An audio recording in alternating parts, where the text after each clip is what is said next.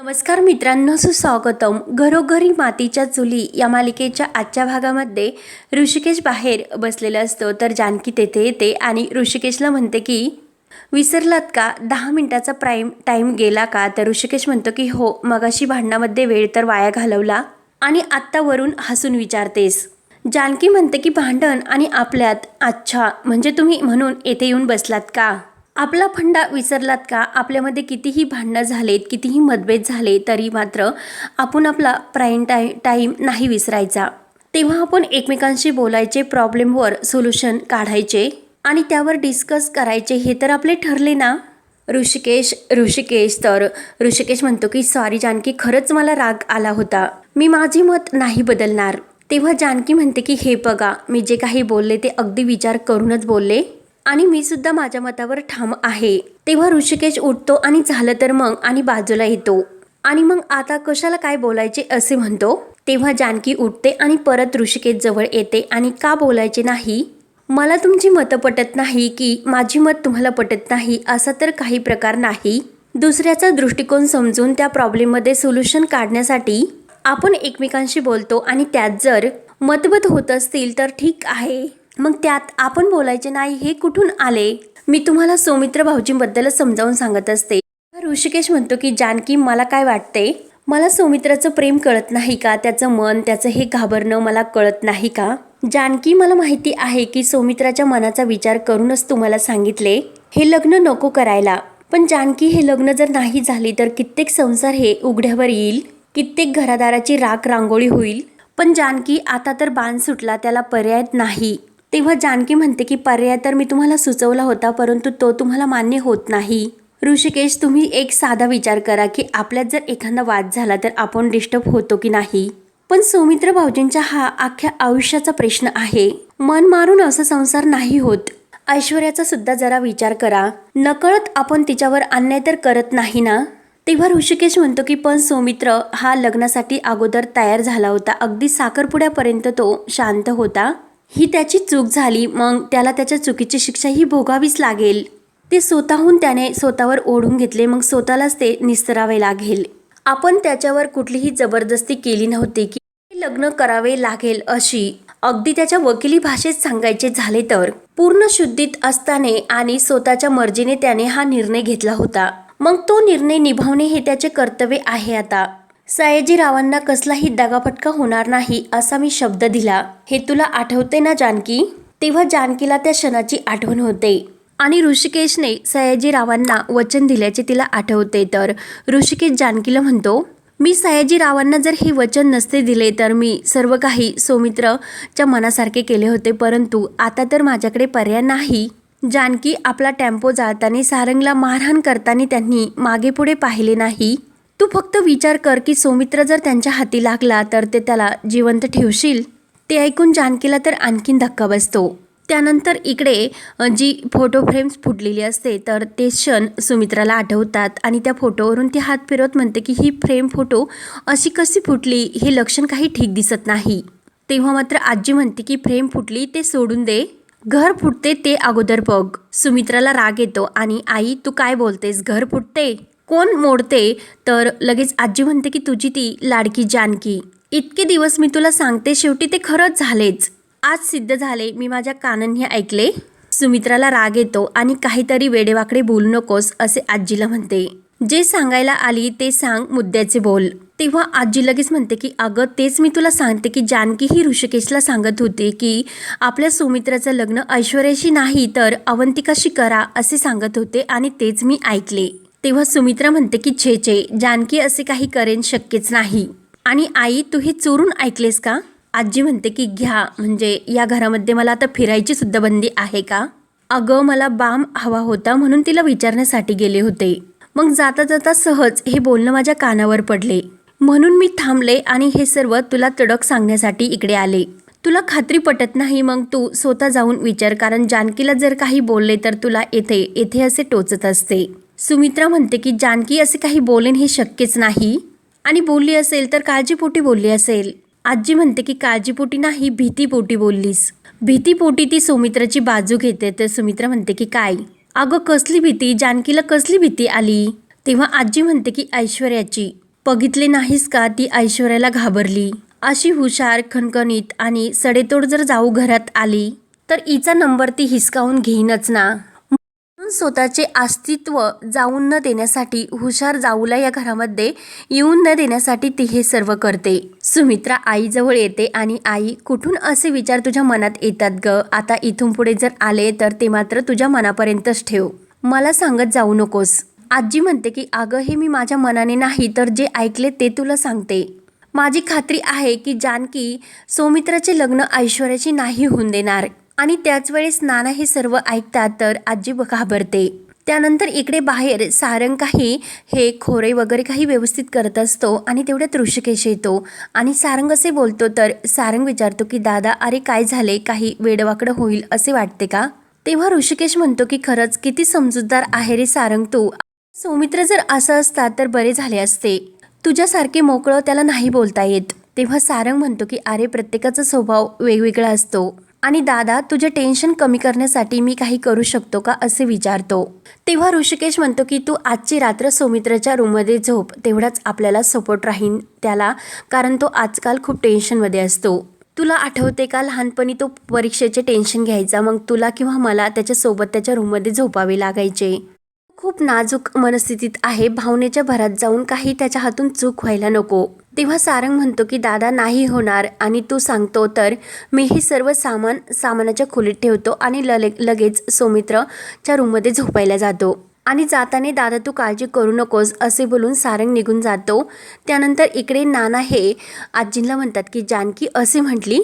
आजी म्हणते की तर नाना पुन्हा रागाने विचारतात की जानकी असे म्हटली का? तेव्हा आजी सुमित्राकडे बघत असते तर नाना म्हणतात की हे बघा, जानकीबद्दल तुमच्या मनामध्ये जी काही आडी आहे ना ती अगोदर काढून टाका, म्हणजे जे तुम्हाला असे ऐकावेसे वाटते मग ते परत असे कानावर नाही येणार. नाना म्हणतात की जानकी असे काही बोलणार नाही आणि आता रात्र फार झाली, तुम्ही जाऊन झोपा. तर आजीची बोलतीच बंद होते. तर आजीही घाबरतच बाहेर निघून जाते. तर सुमित्रा ही फोटोकडे बघत रडत असते तर नाना तिच्या खांद्यावर हात ठेवून समजावतात. त्यानंतर इकडे सौमित्र रूममध्ये असतो आणि त्याला अवंतिकाचा कॉल येतो. तर सौमित्र टेन्शनमध्ये म्हणतो की कसा घेऊ मी हिचा कॉल आणि अवंतिका तुला काय उत्तर देऊ, म्हणून सौमित्राला आणखीन टेन्शन येते. एका बाजूला तू आहे माझं प्रेम सर्वस्व आणि दुसऱ्या बाजूला माझी फॅमिली आहे, मी कसा दगा त्यांना देऊ? आणि सयाजीराव असे बोलून तो लगेच आपली बॅग घेतो आणि दरवाजा उघडतो तर लगेच सारंग तेथे असतो. तेव्हा सारंग म्हणतो की काय रे दादा तू कुठे बाहेर चालला का? तर सौमित्र विचारतो की का, तुम्हाला जाब विचारतो का? तेव्हा सारंग सौमित्राच्या हाताला धरतो आणि आतमध्ये घेऊन येत म्हणतो तुला कशाला जाब विचारेन रे, मला तुझ्याविषयी प्रेम आणि काळजी वाटते म्हणून तुला विचारले की तू कुठे निघालास. म्हणून तो सौमित्राला पुन्हा बेडवर बसवतो आणि दरवाजा लावून घेतो. तेव्हा सारंग सौमित्राला म्हणतो की आता तू असा लगबगीने बॅग घेऊन जायला निघाला म्हणून मला असे वाटले की तू काहीतरी चुकीचं करण्यासाठी निघाला. सौमित्र म्हणतो की तू काही पण बडबडू नकोस, वाट सोड माझी. तेव्हा सारंग म्हणतो की मला असे वाटते की तू त्या दुसऱ्या मुलीला भेटण्यासाठी चालला. खरंच चालला आणि ठरलेले लग्न मोडायला चालला? अरे दादा तू असे करू नको, माझ्या ऐक. म्हणून सौमित्राला तो पुन्हा बेडवर बसवतो आणि सौमित्राला म्हणतो की दादा तीच वेळ निघून गेली आता. तर सौमित्र रागाने उठतो आणि हीच ती वेळ आहे. सारंग तुला समजते का, माझं खरंच अवंतिकावर खूप प्रेम आहे. सारंग म्हणतो की मग हिच्याची साखरपुडा का केलास तू? केलास तर मग आता मागे का फिरतो? सौमित्र म्हणतो की अरे तेच ओरडू मी तुम्हाला सांगतो की एका गैरसमजामुळे हे सर्व झाले. तर सारंग ऐकायला तयार नसतो. मला आता काही ऐकून घ्यायचे नाही, तुझा गैरसमज वगैरे ते तुझे बॅड लक होते असे समज. मला एक गोष्ट सांग की तुझ्या या बॅड लकमुळे तू सर्वांचा बळी द्यायला का तयार झालास? सौमित्र म्हणतो की सारंग काय बडबडतो, वेड लागले का तुला हे सर्व? सारंग म्हणतो की हे बघ, तुझ्या इतका मी शिकलेलो नाही, तुझ्या इतका हुशार सुद्धा नाही, परंतु आपलं गाव मात्र मी आपलं खूप जवळून पाहिले.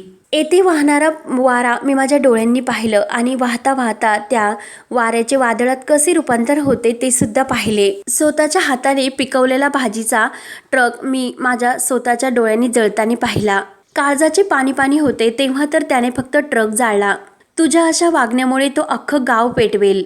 तेव्हा सौमित्र म्हणतो की मग आयुष्यभर घाबरून त्याला जगायचे का? तेव्हा सौमित्र परत जायला निघतो. तर सारंग म्हणतो की हे बघ, घाबरण्याचा काही मुद्दा नाही, तू त्याला शब्द दिला, मग तो शब्द मोडल्यानंतर जे काही होणार त्याची घ्यायची हिंमत तुझ्यात आहे का? या सर्वांमध्ये त्या मुलीचा आणि सयाजीरावांचा काय दोष आहे? आम्हाला माहिती नव्हते, परंतु तुला तर माहिती होते की तुझं त्या मुलीवर प्रेम आहे म्हणून. तू त्यांना शब्द का दिलास? तर सौमित्राला राग येतो आणि तुम्हाला हे तत्त्वज्ञानच सांगणार का? सारंग म्हणतो की हे बघ, खाली बस आणि त्या मुलीवर तुझं मनापासून प्रेम आहे आणि आता तिच्याबरोबर तुझे लग्न नाही होणार. पण हे सर्व तू तर अगोदर सांगायला हवे होते. पण दादा, आता वेळ निघून गेली. त्या मुलीचे तुझे मनापासून प्रेम आहे की नाही? मग तू तिला सांग की माझा साखरपुडा झाला, माझे आता लग्न जमले, की आपले लग्न नाही होऊ शकत. ती मान्य करेल रे हे, पण तू ठरलेला साखरपुडा मात्र मोडू नकोस. आणि त्याच वेळेस अवंतिकाचे खूप काही मेसेज मोबाईलवर येत असतात.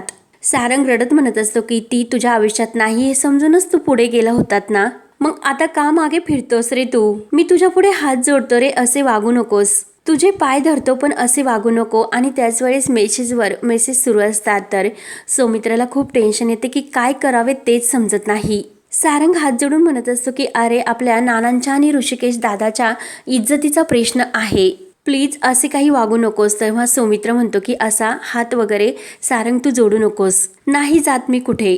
तेव्हा सारंग लगेच सौमित्राच्या हातातील बॅग घेतो आणि झोप आता असे म्हणतो. तेव्हा सौमित्र लगेच आपल्या बेडवर जाऊन झोपतो आणि सारंगला म्हणतो की तू येथे का थांबलास, तू तुझ्या रूममध्ये जाऊन झोप. सारंग म्हणतो की माझं ठरले की मी येथेच झोपणार, म्हणजे मला ऋषिकेश दादानी तसे सांगितले. तेव्हा सौमित्र म्हणतो की ठेवा, आता माझ्यावर पहारा सुद्धा ठेवा. तेव्हा सौमित्र लगेच झोपतो. तर सारंग त्याच्या अंगावर टाकून तो सुद्धा झोपतो. आणि त्याच वेळेस सौमित्र हा बॅग घेऊन बाहेर येतो. तर अवंतिका त्याची वाटच बघत असते. तेव्हा ते दोघे पळून जायला निघतात. तर समोरून सयाजी काकांची गाडी येते. सौमित्र आणि अवंतिका खूपच घाबरते. त्यांच्या हातातील बॅग खाली पडतात. तर सयाजीराव गाडीच्या खाली उतरतो आणि त्याचे माणसे त्या दोघांना पकडतात. तर सौमित्र म्हणत असतो की तिला सोडून द्या. तर सयाजीराव खुशून म्हणत असतो की माझ्या मुलीबरोबर साखरपुडा करतो आणि पळून मात्र ह्या मुलीबरोबर जातो की काय? सौमित्र म्हणत असतो की सयाजीराव, आम्हाला सोडून द्या, आम्ही एकमेकांवर प्रेम करतो. सयाजीराव म्हणतो की सोडतो काय, तुला तर वरच धाडतो. प्रेमाच्या गोष्टी मला शिकवतो, मग आता त्या प्रेमाची किंमत चुकव.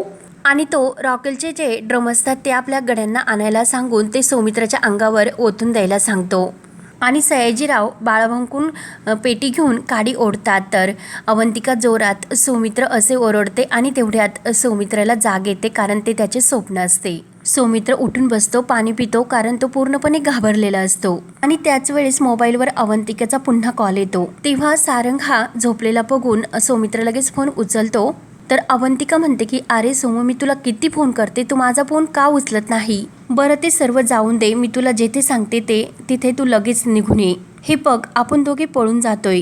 सौमित्र म्हणतो की काय? तर अवंतिका म्हणते की हो, आपण पळून जाऊन दोघे लग्न करतो, कुणाला काही समजणार नाही. बाबांनी सर्व सोय करून ठेवली.